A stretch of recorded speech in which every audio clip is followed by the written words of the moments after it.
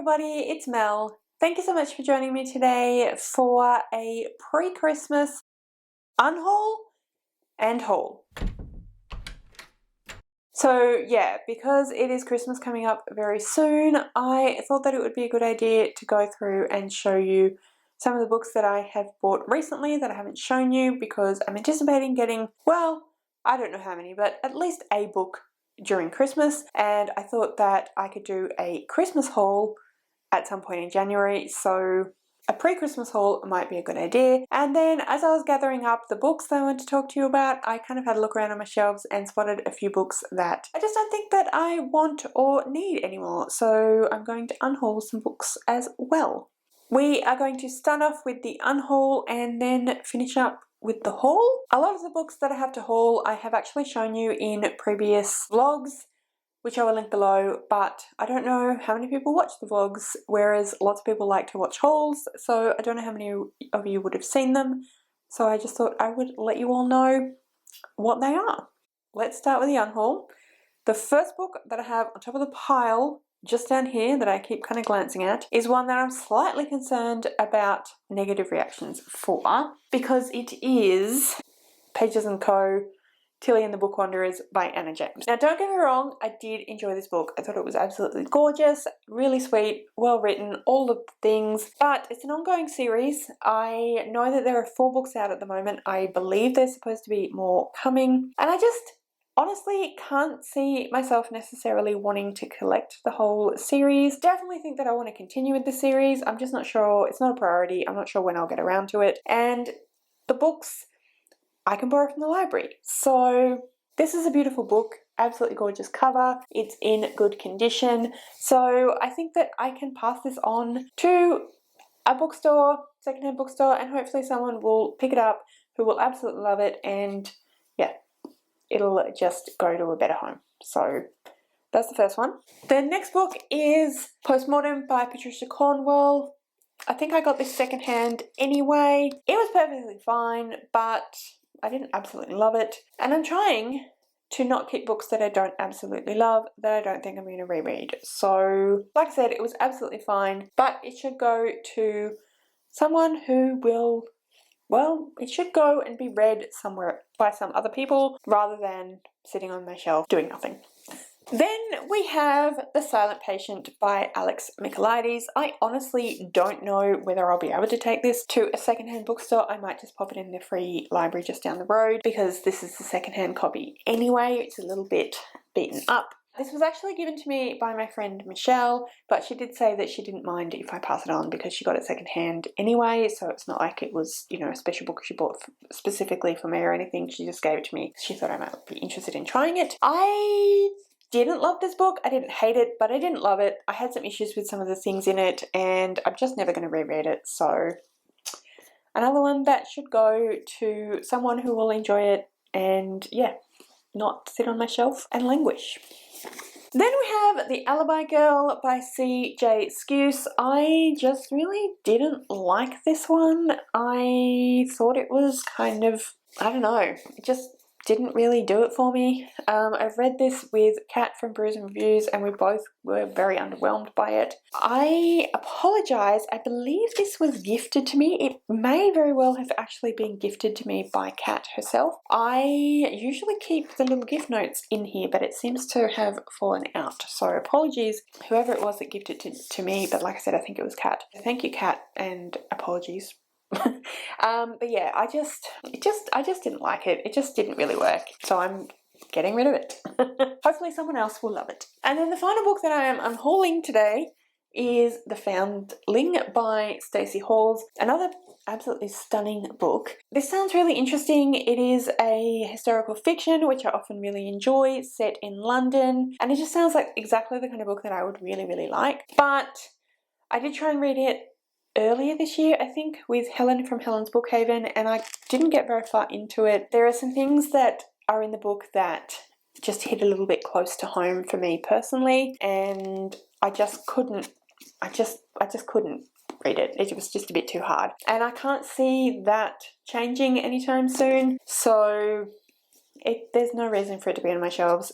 If I at any point decide I really want to read it, I can always go and get it from the library. I think I got this secondhand itself as well, so I can probably pick it up secondhand if I really wanted to, but yeah, it's taking up space and I don't really intend to read it, so it's gonna go and hopefully someone else will actually love it.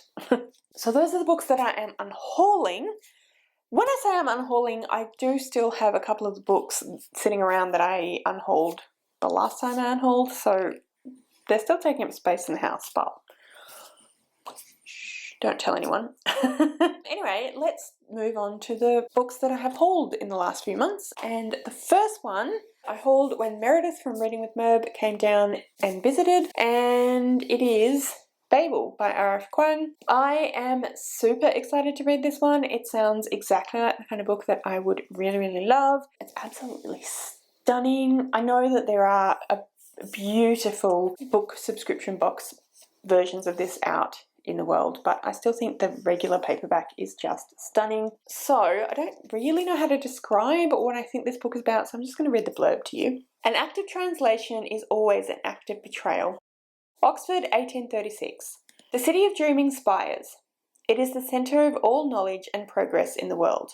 And at its heart is Babel, Oxford University's prestigious Royal Institute of Translation, the tower from which all the power of the empire flows. Orphaned in Canton and brought to England by a mysterious guardian, Robin Swift thought Babel a paradise, until it became a prison. But can a student stand against an empire?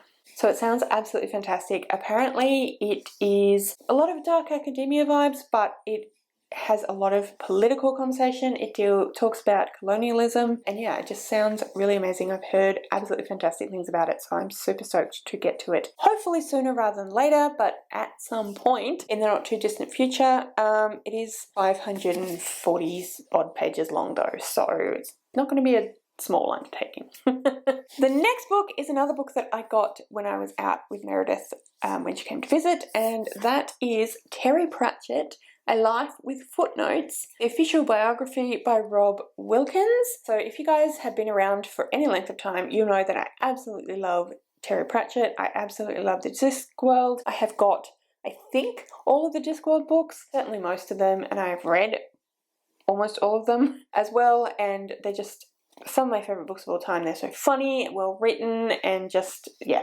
amazing. So I saw this biography and it kind of just jumped out of the shelf at me and said, you have to buy me. And so I said, yes, I will. So let's see if there's anything on the back that I haven't already said. It's a biography, obviously. The story of a boy who, aged 6, was told by his head teacher that he would never amount to anything and spent the rest of his life proving him wrong. Well, that was a terrible teacher.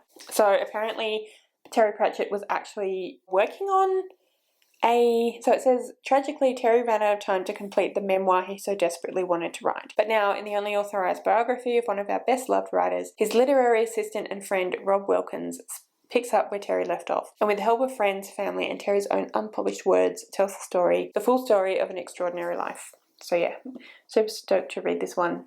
Also at some point, hopefully soon. Then I have a book that I actually am not sure whether I've already hauled for you guys. So I bought this quite a while ago and I have no memory of telling you about it, but I may very well have. So if I'm repeating myself, I mean I am for some of these anyway, but if I'm repeating myself, I apologise. But it is The Wind-Up Girl by Paolo Bacigalupi. I apologise, I just butchered that. That was terrible. Yeah.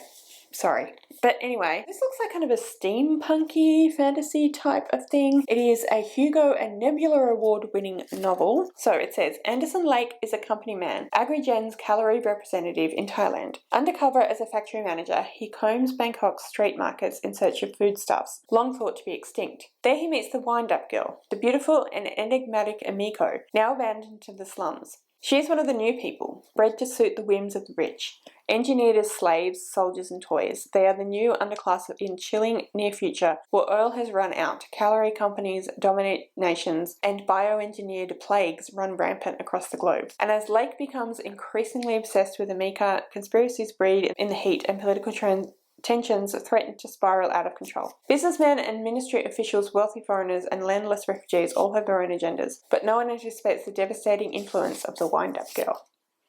I just thought it sounded really, really interesting, and it was like $10 or something, so I grabbed it. The next book is a self-published book that was sent to me by the author/publisher, and that is Shadow of the Winter Moon, which is book 1 of the Craven Chronicles by Cam Sinclair. So he contacted me via Twitter and said, I think you might like my book, and I said, sure, send it to me, it sounds great. And yeah, I don't really know much about it. It says, Sharrock is a brutish sellsword with a hard temper and hard reputation. His life is cast into chaos and mortal peril when the simple task of locating hopeless drunk and vagabond Relum hangs turns out to be much more difficult than anticipated. Conspiracies that threaten the very fabric of society will be uncovered, scores will be settled, violence unleashed, and the lines between right and wrong, hero and villain blurred beyond recognition. Welcome to Shadow of the Winter Moon, book 1 of the Craven Chronicles. So yeah, it sounds like it could be very interesting, and I'm intrigued to give it a shot. And the last 3 books that I have, I was sent because I won a giveaway. So Books Joe Reads over on Instagram decided to run a giveaway. I can't remember if it was her birthday or a subscriber giveaway, I'm not sure. But anyway, either way, she decided to run a giveaway. And for this one, what she did was everyone could enter, and then she would pull out, I think, 3 names or 4 names. And then those 3 people won, and then everyone else who didn't win would send gifts. So you would get books.